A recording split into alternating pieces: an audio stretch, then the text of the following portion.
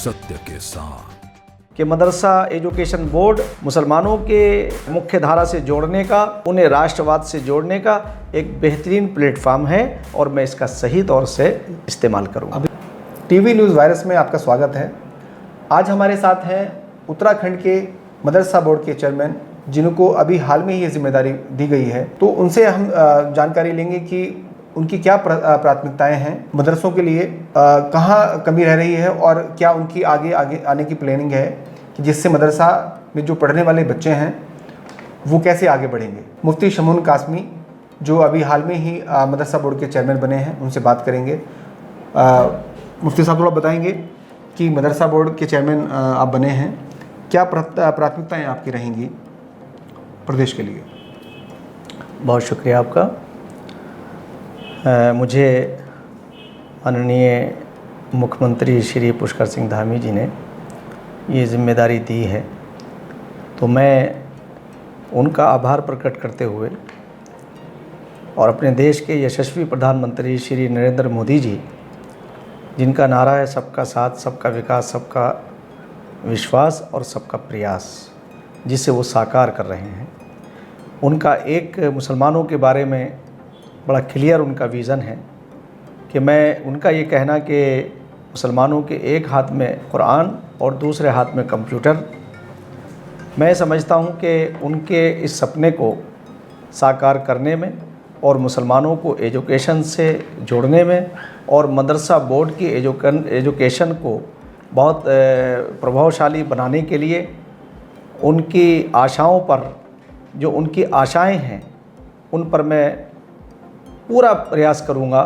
कि मैं खरा उतरूँ और मैं मदरसों में जो एजुकेशन है उसके साथ साथ जहाँ कुरान पढ़ाया जाता है, जहाँ उसके साथ में इंग्लिश, मैथ और फिज़िक्स वगैरह की एजुकेशन दी जाती है, उसी के साथ हम उसे और ज्ञान से जोड़ेंगे कि वेद के बारे में भी उन्हें जानकारी देंगे। जहाँ वो इस्लाम को जाने, वहाँ वो सनातन धर्म को भी जाने, अन्य धर्मों को भी जाने, ताकि देश की गंगा जमनी तहजीब, यहाँ की संस्कृति से वो लैस हो सकें और जो राष्ट्र की विचारधारा है, जो राष्ट्रवाद है, उसे वो जिए और पूरी कम्युनिटी को मुख्य धारा से जोड़ने का वो प्रयास करेंगे जब वो यहाँ से निकल कर के जाएंगे।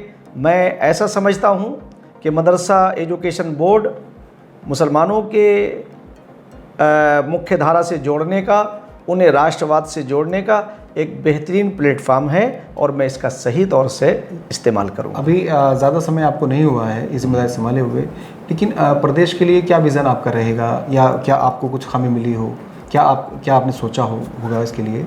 जी थोड़ा सा नहीं, देखिए ये देवभूमि यानी एक ऐसा स्टेट है जो पूरे देश में एक अलग अपनी पहचान रखता है और इसकी अहमियत इसलिए है कि ये देवों की भूमि है। यानी इसे कहा जा सकता है कि फरिश्ते यहाँ निवास करते हैं और ये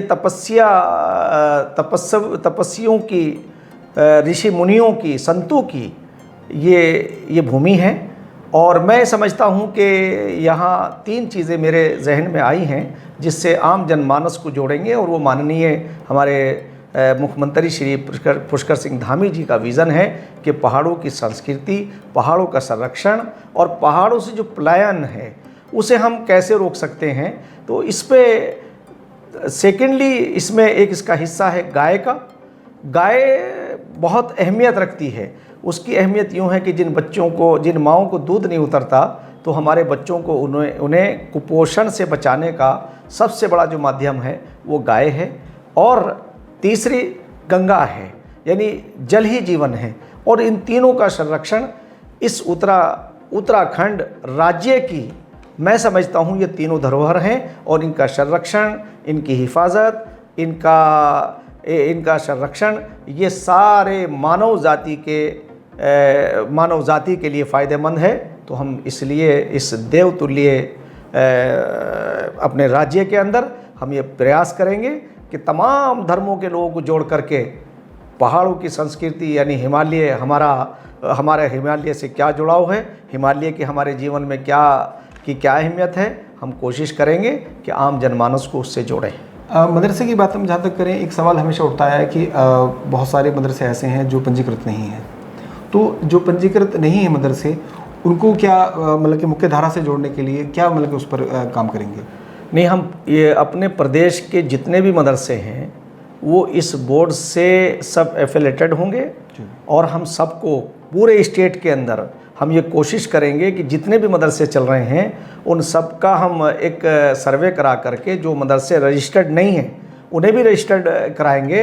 तमाम जो इस तरह के इदारे हैं उन्हें हम इससे जोड़ेंगे और जोड़ने के बाद उनकी हम उन्हें एक आईडी भी देंगे, बच्चों का भी हम आइडेंटिफिकेशन करेंगे और टीचर्स का भी करेंगे ताकि उन्हें सहूलियात भी दे सकें। और हम ये कोशिश करेंगे कि अपने इस बोर्ड को ऐसा बनाएं कि जो हमारे माननीय मुख्यमंत्री श्री पुष्कर सिंह धामी जी का विज़न है और हमारे प्रधानमंत्री जी का कि एक हाथ में कुरान और दूसरे हाथ में कंप्यूटर, वो तभी आएगा जब हम इसकी एजुकेशन की गुणवत्ता को हम अच्छा करेंगे। उसमें हम जहाँ हम फ़ारसी पढ़ाते हैं, जहाँ हम अरबी पढ़ाते हैं, वहाँ हम तमाम अपने बच्चों को ऐसा लेस करेंगे कि वो बच्चे यहाँ से निकलने के बाद जब वो मस्जिदों में जाएंगे, जब वो मदरसों में पढ़ाएंगे, तो वो हमारी गंगा जमनी तहज़ीब को, देश की संस्कृति को पूरी दुनिया में पहुंचाएंगे और मुसलमानों के घर घर में पहुंचाएंगे। और मदरसों के माध्यम से हम श्री प्रधानमंत्री प्रधानमंत्री जी का जो विज़न है कि सबका साथ, सबका विकास, सब पढ़ें, सब बढ़ें, उसे हम लेकर के चलें। आप अन्ना हज़ारे के एंटी करप्शन मूवमेंट का भी हिस्सा रहे हैं और कन्या भ्रूण हत्या जैसे मुद्दों पर भी आपने काम किया है। मदरसा बोर्ड के चेयरमैन के अलावा आप समाज के तौर पर क्या काम करना चाहेंगे? देखिए, मेरी पहचान एक सामाजिक कार्यकर्ता की ही है। मैं एक सामाजिक कार्यकर्ता हूँ। मैं समाज के उन लोगों से भी जुड़ा हुआ हूँ जो वंचित समाज है, जो बहुत गरीब समाज है। मैं बहुत गरीबी की रेखा के नीचे से निकल कर आया हूँ। मैं एक पसमानदा समाज का एक व्यक्ति हूँ। मैं जानता हूँ कि पसमानदा समाज की क्या परेशानियाँ हैं और प्रधानमंत्री श्री नरेंद्र मोदी जी ने जो पसमानदा समाज के लिए अपने दिल को खोला है और उन्होंने जिस तरह से पसमानदा समाज को आगे बढ़ाया है, मैं भी आज मदरसा बोर्ड के एज ए अध्यक्ष के उनके विज़न का एक हिस्सा हूं। और माननीय मुख्यमंत्री जी ने मुझे उसी विज़न के तहत कि एक पसमानदा समाज से निकलने वाले व्यक्ति पर ये भरोसा किया है, तो मैं उनके भरोसे को कायम रखूँगा। और जो आपने कहा कि हमने पल्स पोलियो अभियान के अंदर हमने अग्रणी रोल अदा किया। आज हमारे देश से पोलियो का ख़ात्मा हुआ। मुसलमानों में एक भ्रम पैदा हो गया था कि इससे बच्चे पैदा नहीं होंगे, तो हमने समझाया, उन्होंने हमारी बात को माना। सेकेंडली, हमने जनसंख्या नियंत्रण पर भी काम किया। हमने मुसलमानों से कहा कि अपनी जनसंख्या को कंट्रोल करिए, बर्थ कंट्रोल इस्लाम के ख़िलाफ़ नहीं है। आप बग़ैर ऑपरेशन के भी अपनी जनसंख्या को नियंत्रित कर सकते हैं। थर्ड, कन्या भ्रूण हत्या, यानी जो हमारी बच्चियां हैं, हम अल्ट्रासाउंड जो हमारी बेहतरी के लिए एक टेक्निक आई थी, उसका हमने गलत इस्तेमाल किया और हमने पेट के अंदर, माँ के पेट के अंदर जब ये जान करके कि बेटी है, उसका भ्रूण हत्या हमने करना शुरू किया, तो हमने उसे भी लोगों को समझाया, डॉक्टर्स को भी समझाया। आज हमारी जो है यानी एक ज़माना था कि 750 बच्चियाँ पैदा होती थी 1000 बच्चों पे। अब लगभग वो रेशियो जो है, हालांकि बराबर से अभी कुछ नीचे है, वो मैं समझता हूँ कि बराबर होगा। और इस वक्त माननीय प्रधानमंत्री जी ने जो अभी उनकी कैबिनेट ने और पार्लियामेंट ने जो पास किया है, महिलाओं का 33% आरक्षण, उस पे भी कन्या भ्रूण हत्या पर असर पड़ेगा। उन्हें बराबरी का हक मिलेगा और इस बराबरी का हक आदरणीय प्रधानमंत्री श्री नरेंद्र मोदी जी की सरकार ने दिया है, भारतीय जनता पार्टी ने दिया है। जैसे कि 3 तलाक का मसला भी इस्लाम का हिस्सा नहीं था, वो बिल्कुल अन इस्लामिक था, उस पर भी जो प्रधानमंत्री का विज़न था वो बहुत शानदार था। हमने नेशनल चैनल के माध्यम से भी मुसलमानों को बताने का प्रयास किया। आज हम अपने संगठन के माध्यम से इन सारी चीज़ों को पहुंचाएंगे। यूसीसी पर भी मैं समझता हूं कि यूसीसी पर जो प्रधानमंत्री का दृष्टिकोण है वो भी बहुत अच्छा है और हमारे राज्य की सरकार श्री पुष्कर सिंह धामी जी, हमारे माननीय मुख्यमंत्री, उन्होंने बहुत अच्छा एक ड्राफ्ट तैयार करा रहे हैं। मैं समझता हूं कि देश के अंदर और प्रदेश के अंदर और भाईचारा मजबूत होगा। ये किसी के ख़िलाफ़ नहीं है। यानी जो ये काम किए हैं हमारे माननीय मुख्यमंत्री जी ने, वो बहुत अच्छे एक विज़न के आदमी हैं और इस देवतुल्य उत्तराखंड के जो वासी हैं, जो यहाँ के निवासी हैं, वो हर एक के कल्याण के लिए सोचते हैं, उनकी भलाई के लिए काम कर रहे हैं। वो पहाड़ों के संरक्षण के लिए काम कर रहे हैं। वो गंगा की अविरल उसके पवित्रता को कायम रखने के लिए काम कर रहे हैं। वो गाय की रक्षा के लिए काम कर रहे हैं। तो तमाम मैं समझता हूँ कि मैं आभारी हूँ अपने माननीय मुख्यमंत्री जी का, और मैं रिक्वेस्ट करना चाहता हूँ ख़ास तौर से उत्तराखंड वासियों से और मुसलमानों से कि आप अपनी दूरियों को कम करिए। भारतीय जनता पार्टी बगैर भेदभाव के जहाँ जहाँ उनकी सरकारें हैं वो कार्य कर रही हैं। बहुत बहुत शुक्रिया आपका न्यूज़ वायरस से जुड़ने के लिए। आप सुन रहे थे मदरसा बोर्ड के चेयरमैन मुफ्ती शमून कासमी साहब को। बहुत बहुत उनका विज़न बिल्कुल क्लियर है। बहुत शानदार बात उन्होंने कही कि श्री नरेंद्र मोदी प्रधानमंत्री देश के, उनका विज़न है एक हाथ में कुरान और एक हाथ में लैपटॉप। मैं वाहिद अली, और मुझे दे दीजिए इजाज़त। धन्यवाद।